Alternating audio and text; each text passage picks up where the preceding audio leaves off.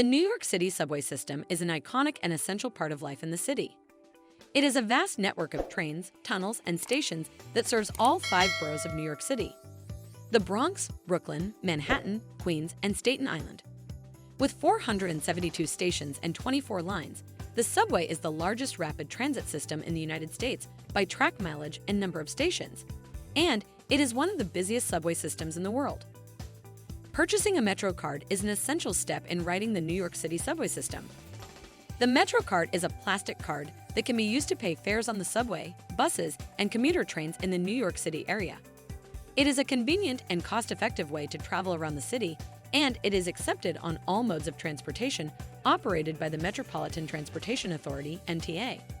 There are several different types of metrocards available, depending on your travel needs.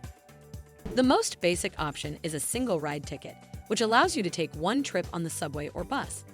This option is only available for purchase at a station booth or vending machine, and it cannot be refilled or reused. For those who plan to use the subway frequently, an unlimited ride metrocard may be a more cost-effective option. There are several types of unlimited ride metrocards available, including a 7-day pass and a 30-day pass. With an unlimited ride metrocard, you can take as many trips as you like within the specified time period without having to worry about purchasing additional fares. Unlimited ride metrocards can be purchased at a station booth or vending machine or online through the MTA website. Another option is a pay-per-ride metrocard, which allows you to pay for each trip as you go. The cost of each trip is automatically deducted from the balance on your metrocard, and you can refill your card at any time. Pay-per-ride metrocards can be purchased at a station booth or vending machine or online through the MTA website.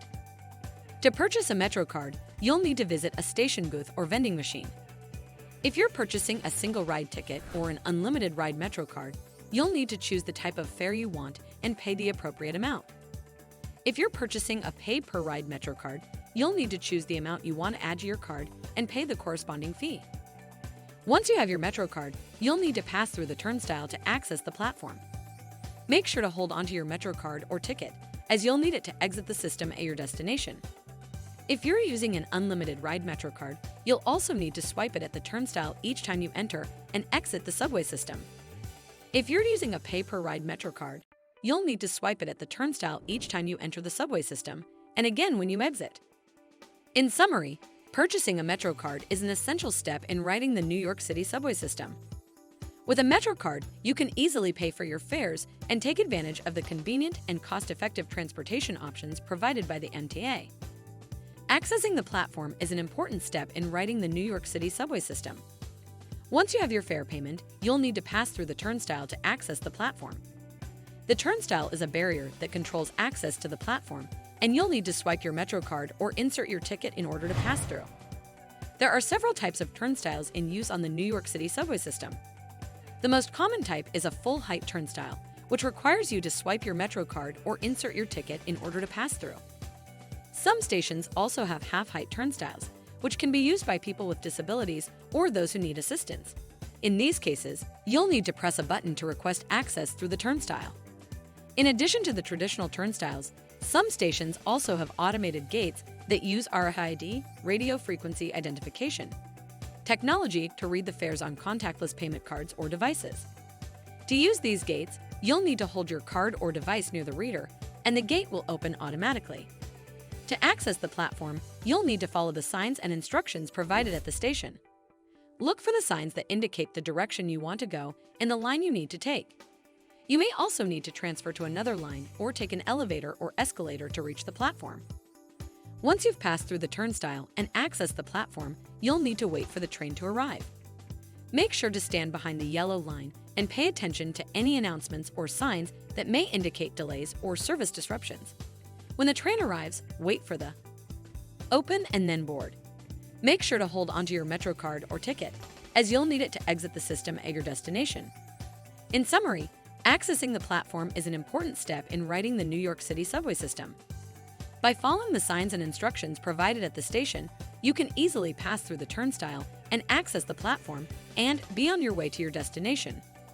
Waiting for and boarding the train is an essential part of riding the New York City subway system. Once you've accessed the platform and waited for the train to arrive, you'll need to be prepared to board the train when it arrives. To board the train, you'll need to stand behind the yellow line on the platform and wait for the doors to open. When the doors open, you can board the train.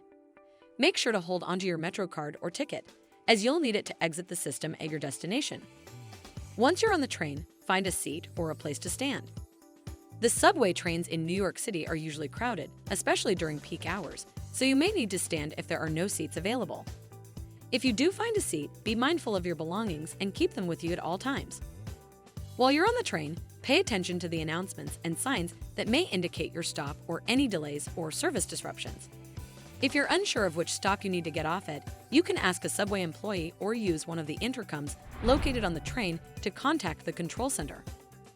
One thing to keep in mind when riding the subway is to be aware of your surroundings and follow basic safety rules. Keep an eye on your belongings and be mindful of your personal space. If you need assistance, you can ask a subway employee or use one of the intercoms located on the train to contact the control center. One thing to keep in mind when riding the subway is to be aware of your surroundings and follow basic safety rules. Keep an eye on your belongings and be mindful of your personal space. If you need assistance, you can ask a subway employee or use one of the intercoms located on the train to contact the control center. In summary, waiting for and boarding the train is an essential part of riding the New York City subway system. By being prepared to board the train when it arrives and following the announcements and signs, you can easily get to your destination. I hope this information has been helpful in understanding how the subway works and how to use it. If you have any further questions or need additional assistance, don't hesitate to ask. Have a nice day.